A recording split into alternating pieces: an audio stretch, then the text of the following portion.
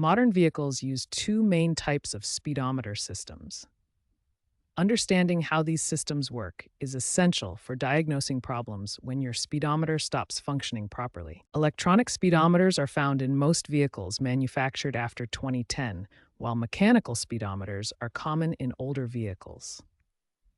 Each system has different components and failure modes. Electronic speedometers work through a three-stage process. The vehicle speed sensor, or VSS, detects wheel rotation and converts it into electrical pulses. These electrical pulses travel to the electronic control unit, which processes the signal and calculates your actual speed based on tire size and gear ratios. Finally, the ECU sends processed speed data to the instrument cluster, where it's displayed on your speedometer.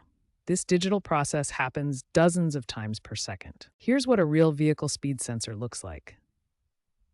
This component mounts to your transmission or differential and contains magnetic sensors that detect rotation. Mechanical speedometers use a completely different approach.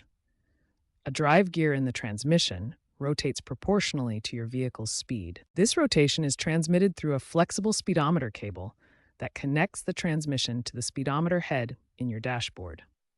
The cable's rotation drives mechanical gears inside the speedometer head, which move the needle to display your speed. It's a purely mechanical system with no electronics involved. When speedometers fail, the causes vary significantly between electronic and mechanical systems. Electronic systems have three main failure points. The vehicle speed sensor is the most common culprit, responsible for 60% of electronic speedometer failures. These sensors can fail due to contamination, electrical issues, or simple wear over time. Wiring problems account for 25% of cases. Corroded connections, damaged wires, or loose plugs can interrupt the signal between components. ECU, or instrument cluster failures, make up the remaining 15%. These are typically more complex and expensive to repair. Mechanical systems have different failure modes. The speedometer cable is the most vulnerable component and frequently breaks or becomes disconnected. Drive gears can wear down over time, causing inaccurate readings. The speedometer head itself can also fail when internal mechanisms break or seize up. Here's an example of what instrument cluster failure looks like. Multiple warning lights illuminate, and the speedometer needle may stick at 0 or give erratic readings. Recognizing the warning signs of speedometer failure helps you identify problems early. These symptoms often appear together because speedometer systems are integrated with other vehicle functions.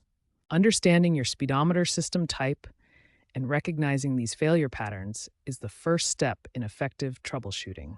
In the next section, we'll explore specific diagnostic steps you can perform yourself. When your speedometer stops working, systematic troubleshooting can help identify the problem and determine if you can fix it yourself. Modern vehicles have made some repairs more complex, but many issues are still DIY friendly. Step 1.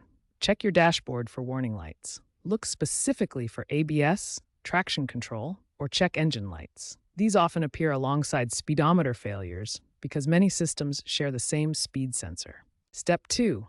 Test other vehicle functions that depend on speed data. Check if your odometer is still counting miles, if cruise control works, and if the transmission shifts properly. Multiple failures suggest a speed sensor problem. Step 3. For electronic systems, use an OBD scanner to check for error codes. Look specifically for codes P0500 through P503, which indicate speed sensor circuit problems. This diagnostic step can save hours of guesswork. Step 4. Test the vehicle speed sensor directly. Use a multimeter to check the VSS voltage output while spinning a wheel. Also, test wiring continuity from the sensor to the engine control unit to identify broken connections. Step 5. For older vehicles with mechanical speedometers, inspect the speedometer cable for kinks, breaks, or disconnections. Remove the cable and examine the drive gear teeth for wear or damage. Modern vehicles present new challenges for DIY repairs. Speedometers are now integrated with multiple safety systems, requiring specialized diagnostic tools and software. Professional repair costs have increased by 40% since 2022 due to this complexity. Before attempting repairs, consider your vehicle's age and complexity. Vehicles from 2000 to 2015 are most suitable for DIY repair, with a 65% success rate.